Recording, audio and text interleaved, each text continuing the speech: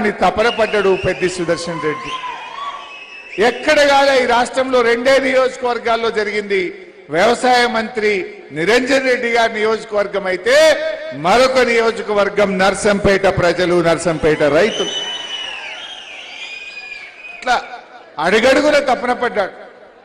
ఎంతో తన్లాడిండు పాపం. పెద్దితో నా చివరి ప్రోగ్రాం. ఆ శివాలయాన్ని రాత్రికి రాత్రి కూల్చివేస్తే అన్నా ప్రముఖ దేవాలయం, కాకతీయ రెడ్డి రాజులు కట్టిన దేవాలయం కూల్చేసిండ్రు. ఇక్కడ ఇంటిగ్రేటెడ్ స్కూల్ పేరు మీద కుట్ర జరుగుతా ఉంది. నువ్వు రావాలి అంటే ఆ రోజు ఖమ్మం నుంచి పెద్దితో పాటు నేను పాల్గొన్న అంటే ఒక పోరాట కార్యక్రమంలో అదే చివరి కార్యక్రమం. నిజంగా అది చివరి కార్యక్రమం అయిద్దని నేను ఎప్పుడూ అనుకోలే, కలలో కూడా కనలేదు. సుదర్శన్ రెడ్డి గారు ఈ ప్రభుత్వం మీద కూడా పోరాడింది. పోరాటంలో ఎంతో ఘర్షణ పడ్డాడు. పాపం ఆయన జీవితమే ఘర్షణ. చిన్ననాటి నుంచి కూడా విద్యార్థి దశ నుంచి ఘర్షణ పడ్డాడు, పోరాడిండు. ఆయన చిన్న రైతు కుటుంబం నుంచి పుట్టి పోరాటాల నుంచి ఎదిగిండు పెద్ది సుదర్శన్ రెడ్డి. జిల్లా అధ్యక్షుడిగా, సివిల్ సప్లైస్ కార్పొరేషన్ చైర్మన్ గా, శాసనసభ్యుడిగా, బీఆర్ఎస్ కుటుంబ సభ్యుడిగా ఆయన పోరాటాలని ఎంత చెప్పినా తక్కువే, ఎంత మాట్లాడుకున్నా తక్కువే. మేమైతే స్వర్గీయులు బియ్యాల జనార్దన్ రావు గారి ఇంట్లో సుదర్శన్ రెడ్డి కిరాయికి ఉండేవాడు. ఆ ఇంట్లో నేను, సుదర్శన్ రెడ్డి గారు నెల రోజులు, 40 రోజులు అదే ఇంట్లో ఉన్నాం. ఒక రూమ్ లో ఉన్నాం, ఒక ఇంట్లో ఉన్నాం.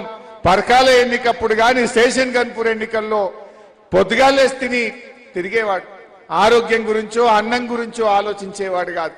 తెలంగాణ కావాలి, మా కేసీఆర్ తెలంగాణ సాధించాలి కేసీఆర్ నాయకత్వంలో అని క్షణక్షణం తపన పడ్డటువంటి ఒక గొప్ప ఉద్యమకారుణ్ణి, ఒక కుటుంబ సభ్యుణ్ణి, కేసీఆర్ గారికి అత్యంత విశ్వాసమైనటువంటి వ్యక్తిని కోల్పోవడం ఇది ఒక నర్సంపేటకే కాదు, ఉమ్మడి వరంగల్ జిల్లాకే కాదు, మొత్తం బీఆర్ఎస్ కుటుంబానికి కూడా ఒక తీరని లోటు. ఇలాంటి పరిస్థితి వస్తుందని, పెద్ది లేని మీటింగ్ లో నర్సంపేటలో పాల్గొంటామని, సుదర్శన్ రెడ్డి గారు లేని మీటింగ్ లో ఇక్కడ పాల్గొంటామని కలలో కూడా మేము ఊహించలేదు. ఇది నిజంగా ఎంతో బాధాతత్వ హృదయంతో, మాటలు రావట్లేదు, ఎన్నెన్నో ఆలోచనలు, ఎన్ని పోరాటాలు. చివరిగా ఒక్క మాట చెప్పి ముగిస్తారు. మొన్న పెద్ది ఆసుపత్రిలో పడితే నేను, కేటీఆర్ గారు ఆగమేఘాల మీద పరిగెత్తుకుంటూ వచ్చాం. వచ్చేసరికి హాస్పిటల్ చూస్తే నాకు ఒక పాత జ్ఞాపకం గుర్తొచ్చింది. ఒక ఉద్యమకారుడు తెలంగాణలో ఆత్మహత్య చేసుకుంటే ఆ రోజు డీసీఎం మీద ఎక్కించి ఆ అమరుడికి అంతిమ యాత్ర జరుగుతూ ఉంది. ఆ అంతిమ యాత్ర జరుగుతుంటే వరంగల్లోని అమరవీరుల స్తూపం దగ్గర పోలీసులకు మనకు బాగా ఘర్షణ అయింది. ఆ ఘర్షణలో డీసీఎం పై నుంచి నేను కింద పడ్డా. డీసీఎం మీద నుంచి నేను కింద పడితే నన్ను పట్టుకున్నది పెద్ది సుదర్శన్ రెడ్డి. నేను లేకపోతే భూమి మీద పడాలి, కానీ ఆయన చేతుల మీద పడి నేను కింద పడ్డా. ఆ రోజు కింద పడితే నన్ను ఆసుపత్రికి తీసుకుపోయింది సుదర్శన్ రెడ్డి. ఆ రోజు ఏ ఆసుపత్రికి అయితే సుదర్శన్ రెడ్డి నన్ను తీసుకుపోయిండో, పాపం సుదర్శన్ రెడ్డి ఆ ఆసుపత్రిలోనే నేను చివరి చూపు చూస్తానని కలలో కూడా కనలేదు. ఆ ఆసుపత్రికే నాకు ఆ రోజు దెబ్బ తాకితే ఆగమేఘాల మీద సుదర్శన్ రెడ్డి నన్ను ఆసుపత్రికి తీసుకుపోయింది. పాపం సుదర్శన్ రెడ్డి చివరి దశలో ఆ ఆసుపత్రిలో ఉన్నాడు. నిజంగా ఆయన ధైర్యస్తుడు. అటు ఉద్యమంలో కావచ్చు, ఈ ప్రభుత్వం ఆయనను భయపెట్టినా, ప్రలోభపెట్టినా, ఎన్ని రకాల ఒత్తిడి చేసినా ఈ ప్రభుత్వ అక్రమాల మీద అదే ఉద్యమ స్ఫూర్తితో పోరాడిండు. చివరి శ్వాస దాకా కూడా కొట్లాడిండు.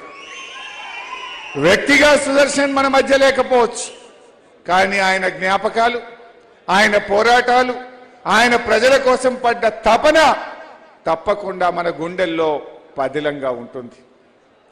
ఆయన స్ఫూర్తి కోసం, ఆయన పోరాటాల కోసం తప్పకుండా అందరం కూడా ఆయన యొక్క జ్ఞాపకం కోసం కృషి చేద్దాం. కేసీఆర్ గారికి ఎంతో ప్రేమ. ఆ రోజు యశోద హాస్పిటల్లో కేసీఆర్ గారు మాట్లాడిన మాటలు, అమెరికా డాక్టర్లతో మాట్లాడండి, లండన్లో ఉన్న డాక్టర్లతో మాట్లాడండి, ఈ ప్రపంచంలో ఏ చిన్న అవకాశం ఉన్నా ఏమైనా చేద్దాం, పెద్దిని బతికించండి అని మాట్లాడిన కేసీఆర్ గారి మాటలు అంటే ఆయన పట్ల ఎంత ప్రేమ కేసీఆర్ గారికి ఉందో మనం గుర్తు చేసుకోవాలి.